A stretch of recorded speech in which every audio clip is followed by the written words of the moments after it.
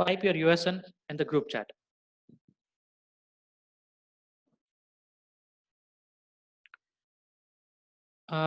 One more thing, from tomorrow, we'll be using one more app. We will not log in with Zoom. Okay, we have one more app by the name called as WebEx. It's a Cisco-based company app. It's also used in the similar fashion what we are doing. So, and I'm just working out with respect to the number of participants. So because in Google Hangouts, only 20 to 25 participants only, we can just have it. That is a drawback. So we'll just check out what is the alternative that is available apart from your Zoom. So your Cisco WebEx, yes, I have tried it, but only thing is I need to just to know how many participants it can support. Okay, so based on that, I'm just working out.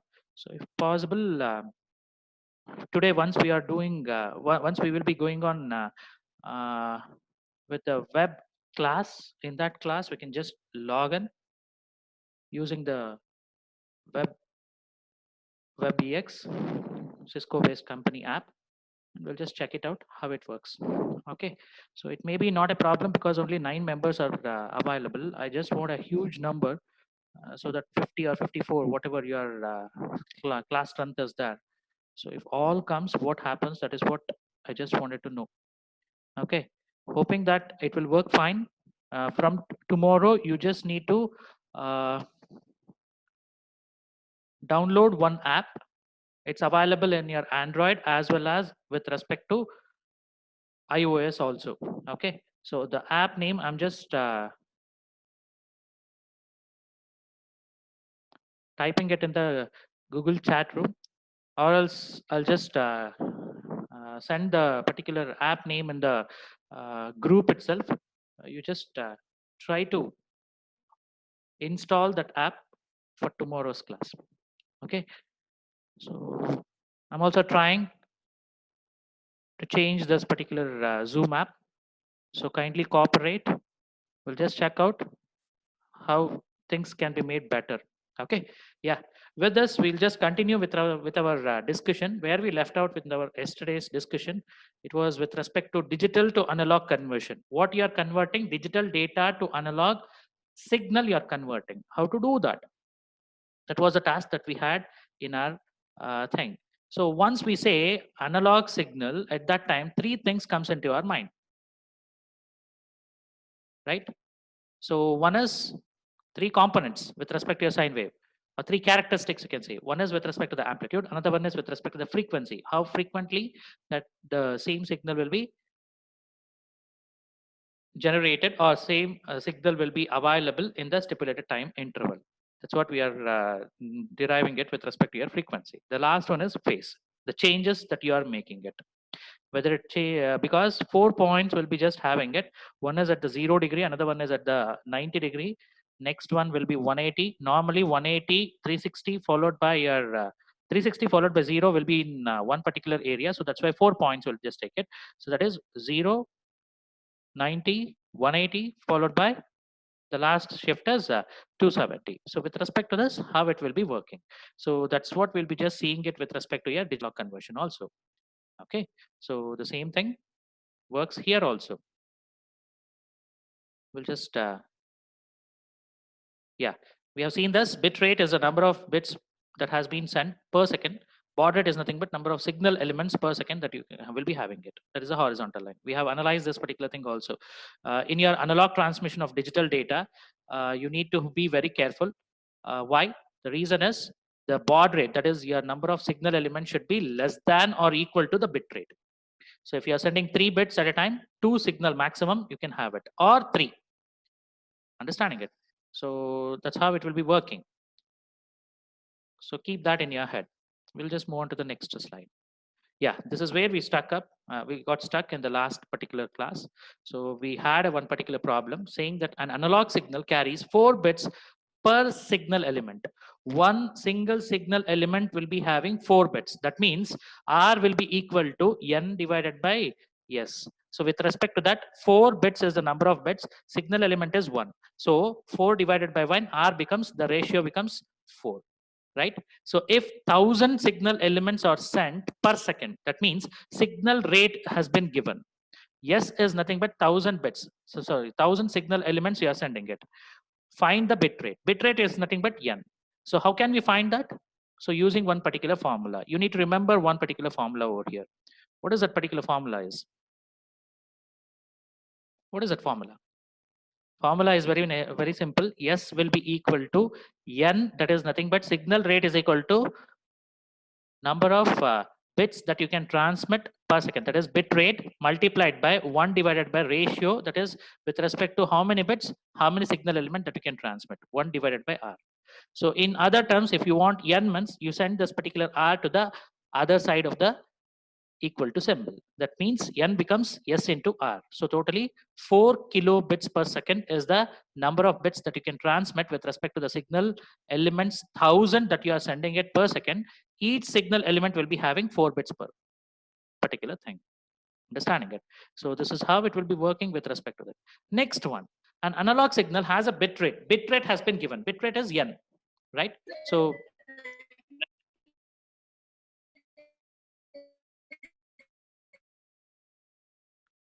bit rate is n. Okay, so with respect to that, n has been given as 8 kilobits per second or 8000 bits per second you can transmit, and the baud rate is also given. That means signal rate is also given. S is given, n is given.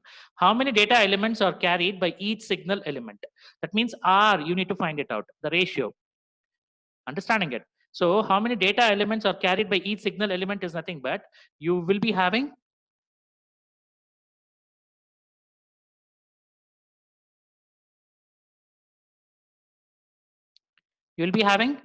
R value to be find out. So we have the formula S is equal to N into 1 divided by R. So to the same particular formula, what we have, S is given, that is 1000 bauds per second, 1000 bauds. Whereas N is given, that is 8000 bits per second.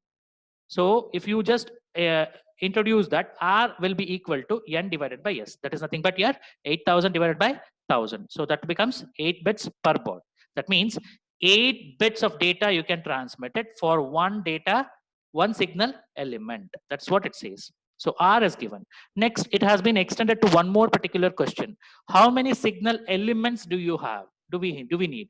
How many signal elements that do we need means depends on the level that we have.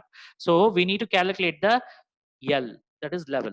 What is the formula that we can have with respect to your ratio of number of bits per signal element with respect to the level?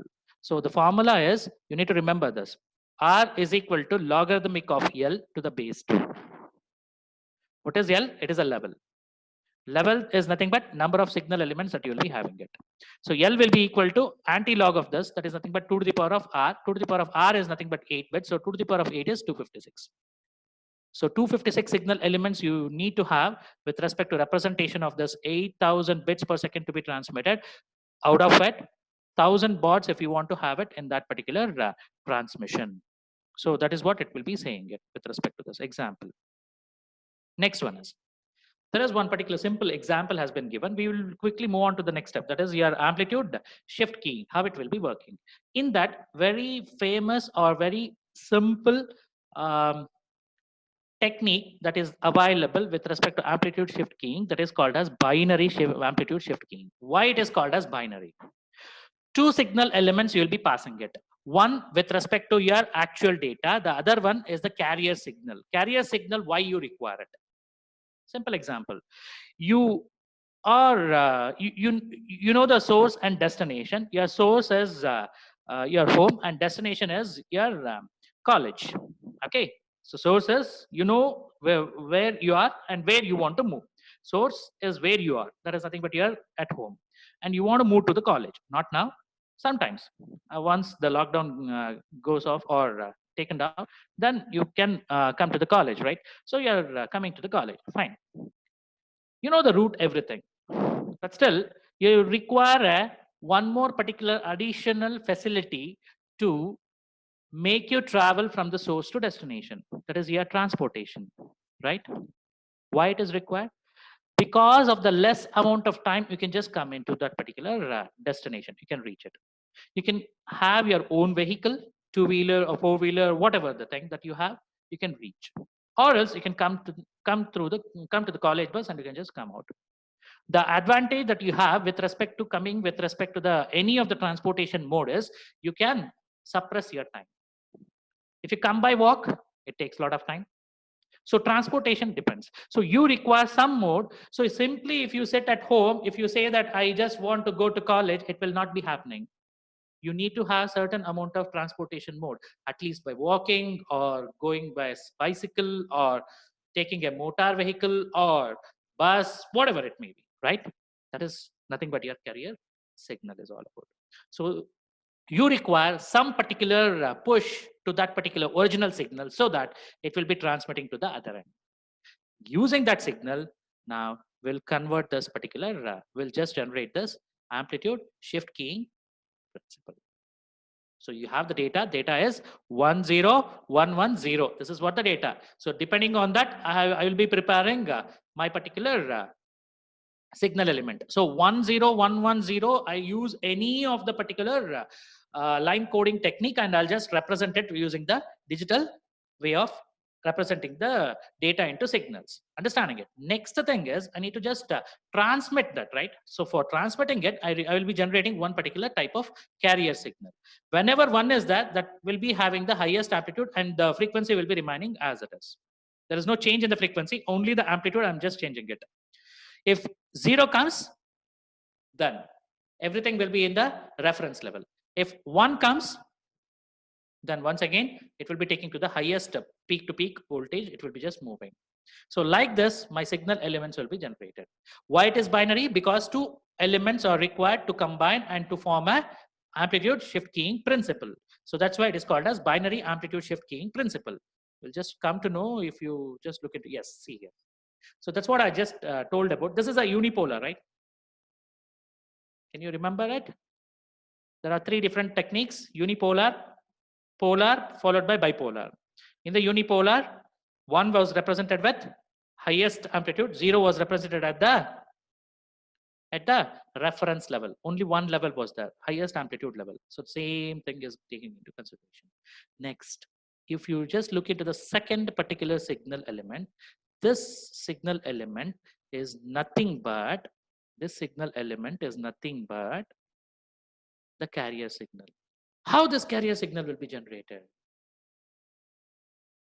The question is how this carrier signal will be generated. Use any of the well-known devices that we have to generate an analog signal. I'll use the oscillator. What is the oscillator? What is the advantage of using the oscillator here? Oscillator, what it will be doing is, it will be generating, or it will be just taking your DC, using the DC component, it will be converting the unidirectional signals into bidirectional signals. One advantage. And the second thing is it uses the DC components. Any voltage, whatever the thing is that will be used over that to generate this. Understanding it. So that's why I'll be just going with the oscillator. That's an easy circuit for me to design also. So no problem. 1 voltmeter, if you have it, then using another particular component, I can just generate this.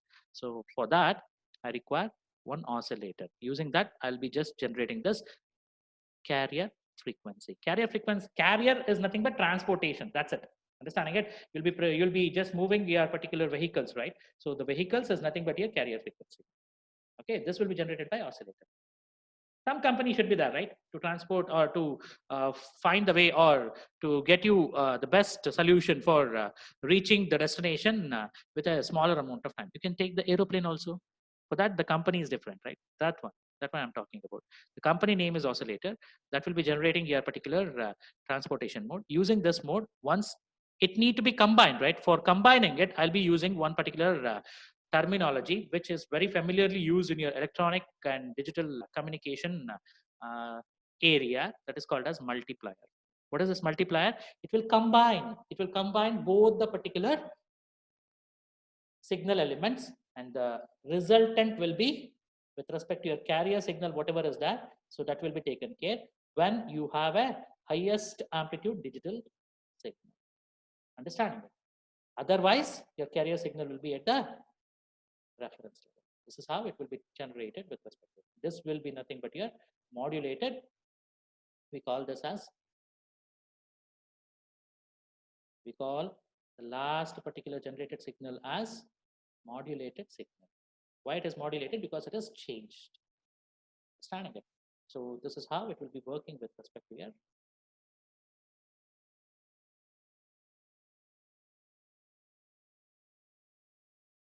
binary amplitude shift keying principle.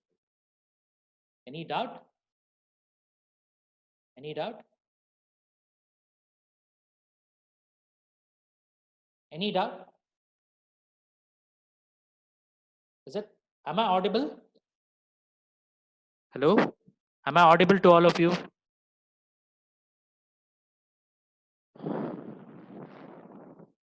Shall we continue?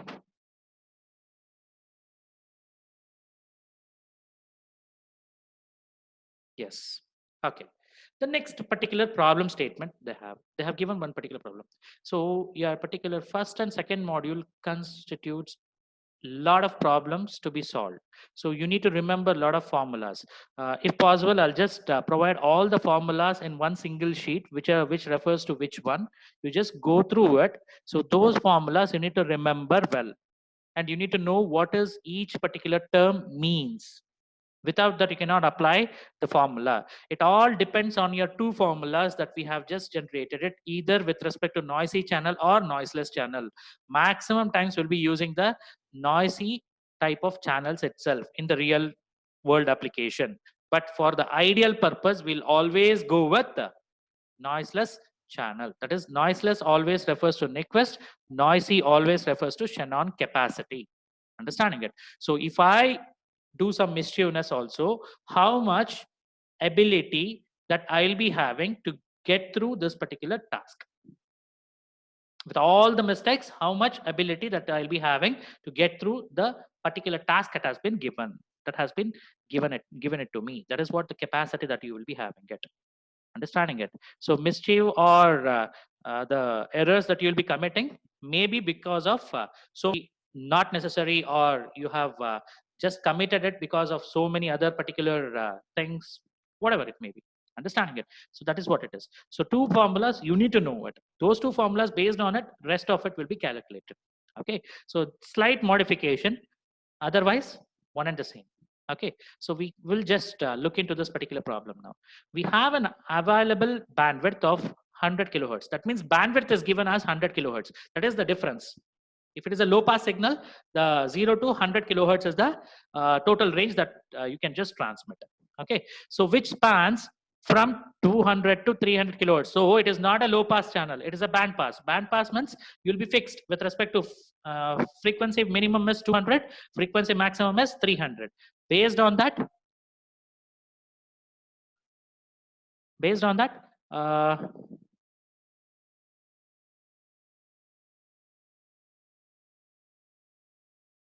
on this particular band pass, you'll be having the bandwidth as 100 kilohertz. What are the carrier frequency and the bit rate if we modulated our data by using our amplitude shift keying with D is equal to 1? What is this D? We'll just see it later. Don't worry much about it.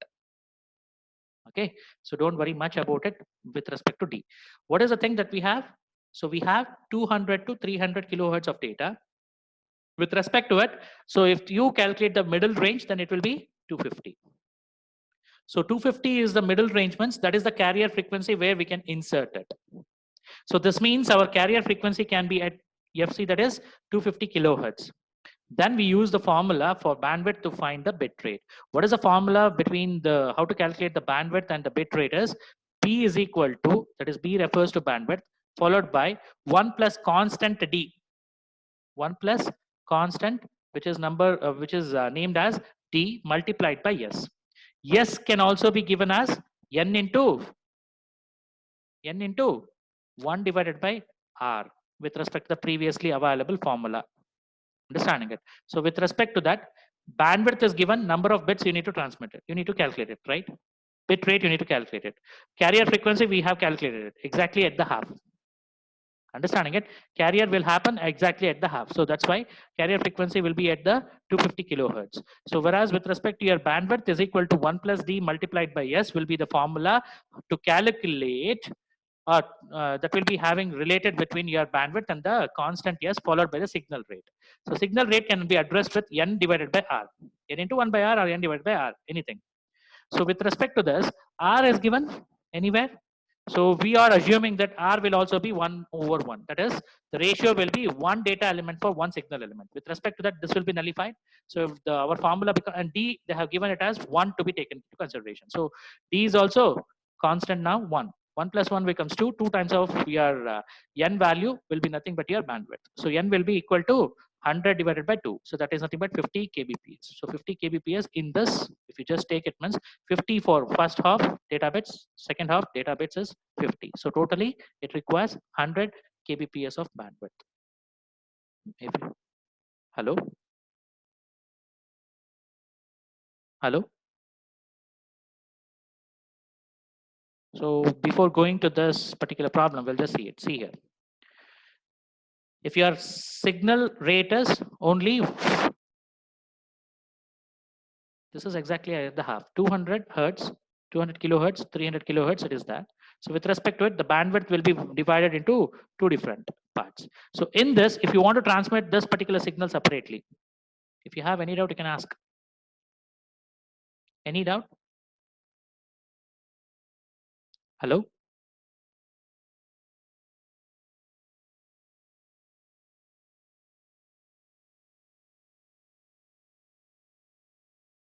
So maybe if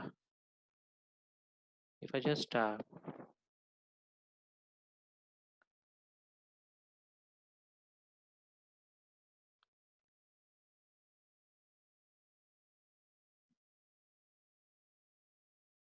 now with respect to the previous example, you have a bandwidth of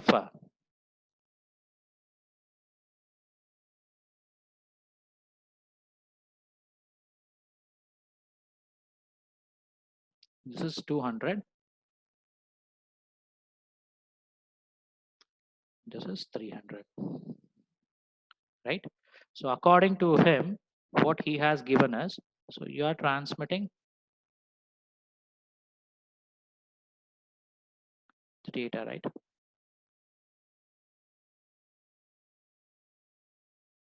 Between this particular range of it, what is the bandwidth given? The bandwidth has been mentioned as 100k. So this is 200k and this is 300k. We have seen this, right?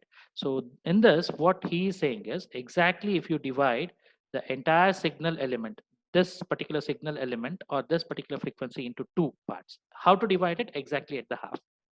That is, between these two, what is the average number that you will be having?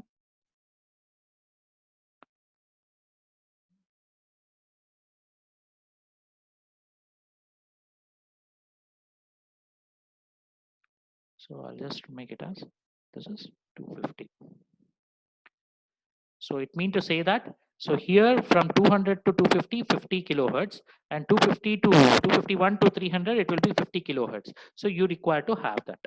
That is what the thing is mentioned with respect to the previous example. Understanding it. So based on that only your n value will be generated. So you can just directly say that it is 50 hertz, 50 kilohertz with respect to that. How we can generate, how we can say it? Because of this 100 kilohertz, we can just 50 kilohertz for one particular thing, 50 kilobits per second for another rest of the things. So two halves, you'll be just having it. So next one is, in a digital communication, we normally use full duplex links with communication in both directions. What is full duplex links? Full duplex always refers to both the way direction. That is, now what we are doing is single way or simplex way of uh, sending the data. That means I'm talking, I'm just talking, I'm sending the data. You are at the receiver end. That's it. If I just unmute anyone and if I ask a question, suppose that person answers, then it will be becoming a duplex signal.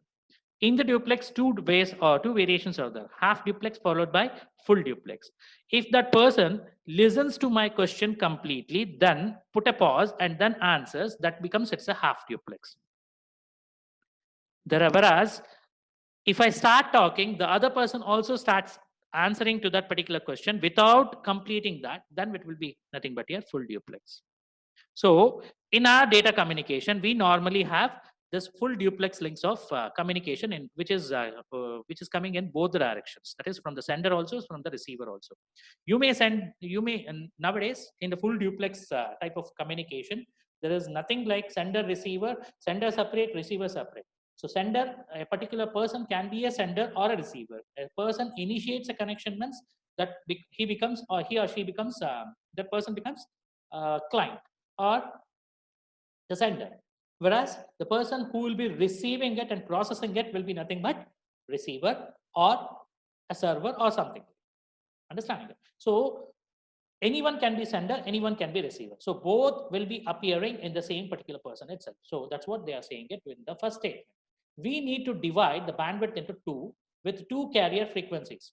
They're saying that at the beginning itself, you divide it, complete thing, into two different ones. One with respect to one way of direction, another one is with respect to the other way of direction. So two different halves, you need to have it. So the okay, they are asking you to see the next particular diagram. We'll just check it out. The available bandwidth for each direction is now 50 kilohertz. Whatever the things that they are having it, which leaves us with a data rate of 25 kbps in each direction. What do you mean by this now? So first time I'll ask something, I need to wait for a certain amount of time, then answer comes, I need to wait for a certain amount of time, then I need to just go with that. So this is how it will be varied. So what they are saying is, they have if you have a simple simplex way of communication, then it is easy. So from 200 to 300, we'll take the same example what we had with respect to the previous one. We have a bandpass signal where the minimum frequency is 200 kilohertz, maximum frequency is 300 kilohertz.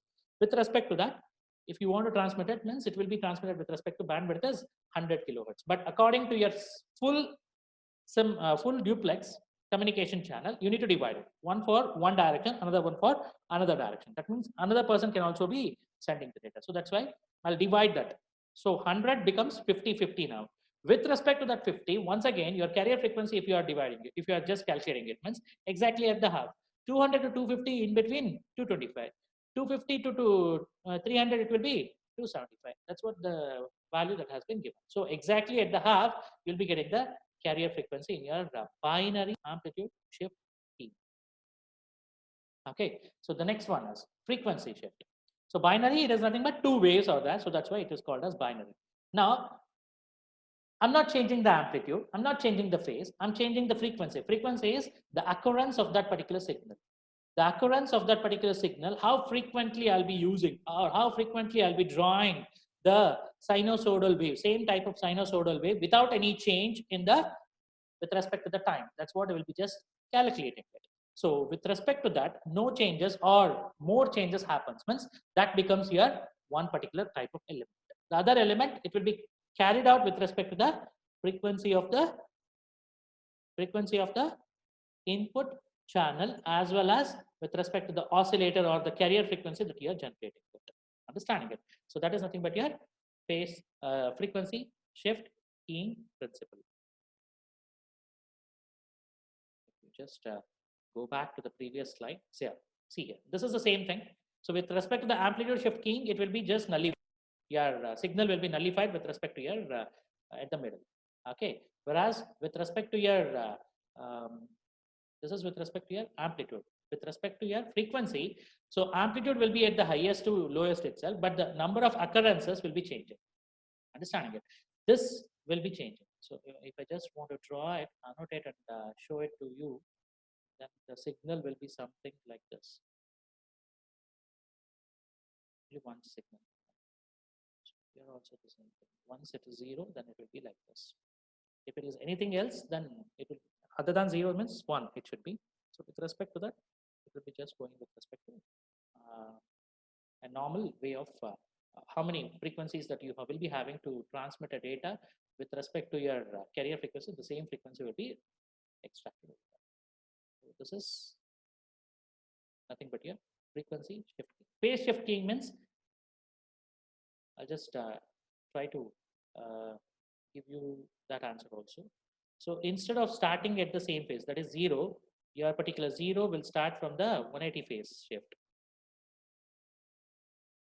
It depends with respect to your frequency, whether it is changing or not. So normally with respect to your phase shift, the frequency will not change. Only thing is the change will be happening with respect to the um,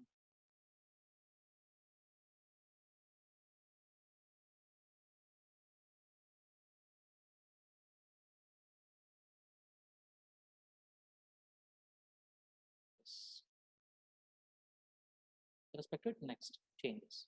So like this, 0 whenever is that, at that time the shift will be changing. Phase will be changing. Frequency will be 100%. Amplitude will be 100%. This is nothing but your amplitude shift keying, frequency shift keying, followed by your phase shift key. If you combine your amplitude shift keying with respect to your phase shift keying, both the things, if you combine it, then it will be generating you to the, or it will be generating a new particular model that is nothing but your quadrature. Okay. Now we'll just check out what is the problem statement that we had with respect to your frequency shift keying principle. Okay. We have an alternative bandwidth, sorry, available bandwidth of 100. Same thing, what we have discussed with respect to. Now we need to find, instead of calculating the amplitude shift keying principle, you need to now go with the frequency shift keying. Okay, what should be the carrier frequency and the bit rate if we modulate our data by using frequency shift keying? See, frequency and bit rate they have given with d is equal to 1. Same formula, there is no change, but only change with respect to it is 2 times of delta f. What is this delta f is all about? Delta f is nothing but your carrier frequency. So with respect to this particular thing, what is the carrier frequency that you have? That will be nothing but your thing. So what you have, every particular signal, whatever it is having, every bandwidth, it will be divided into exactly half. That's what we studied with respect to our previously available technique called as amplitude shift key. Now we apply that particular thing here also with respect to frequency. Once the frequency comes into picture, 2 halves will be having. So one with respect to one way of communication, other with respect to another way of communication. So that's why it is called as a carrier frequency. That frequency we need to add. So that becomes your complete bandwidth that you need to have it for your particular signal to be generated. So S is nothing but what? Signal rate. What they have asked, carrier frequency and the bit rate. Bit rate is asked means bit rate is nothing but n value. So if you are saying that R becomes one and the same, that is nothing but one signal element, sorry, one data element for one signal element, I'll be representing it. Then the entire thing will be changed. So with respect to that, that means, see, very simple. If you are getting confused, I'll just show you how to remember this. See, ASK, that is amplitude shift keying, will be having a formula with respect to your bandwidth and the signal rate, which will be equal to a constant 1 plus d. Whatever the d value is there, extra one value will be always there. That's what it says, plus multiplied by your signal rate, that is yes. This is with respect to amplitude shift keying. Frequency shift keying, with respect to frequency, I need to just calculate it. Amplitude remains one and the same. Amplitude will never be changing.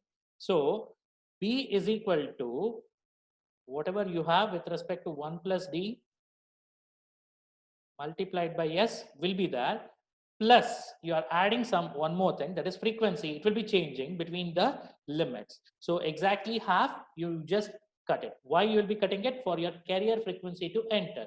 So just because of it, 2 times of your delta frequency. That's what you are having it. I cannot write that particular symbol. Instead of it, I'll be using D, capital D. Capital D refers to delta. Delta, yes. This is how you need to remember it. So with respect to this, if you need to calculate any particular value, where, in the other words, if you want to calculate the number of bits, then S and N, if you are just having it, means S will be always equal to N divided by R If R is equal to, R is nothing but, N is nothing but number of bits, where N is number of bits that has been transmitted per second. S is number of signal elements that will be transmitted per second. What? With respect to N, it is bit. R is nothing but the ratio. Ratio is nothing but signal, how many data bits that you require for one signal element to transmit. So data element by signal element, you will be just getting the R value. If the R value is 1, that means one data bit for one signal element, then S becomes, if R equal to 1, the ratio is 1. Okay.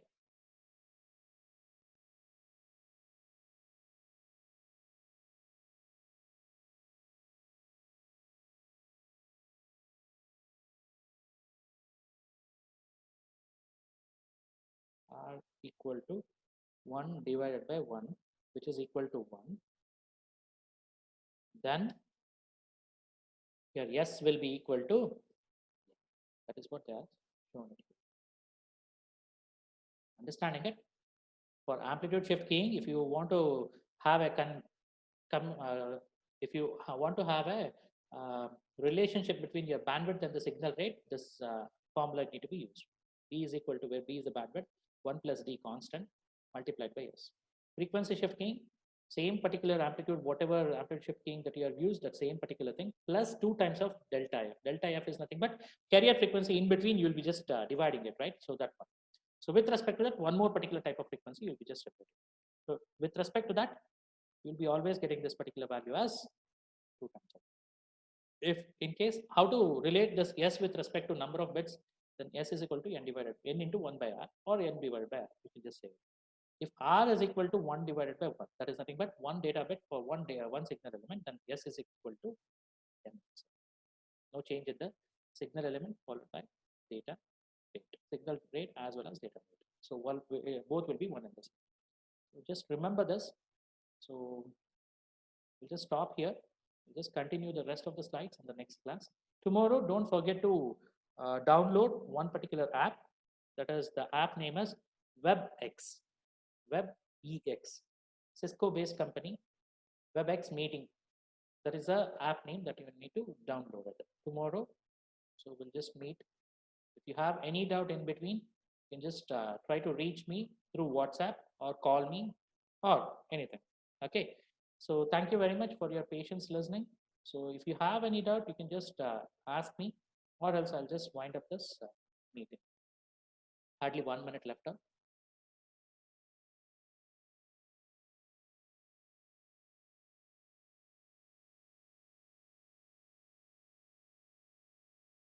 If you have any doubt, you can ask.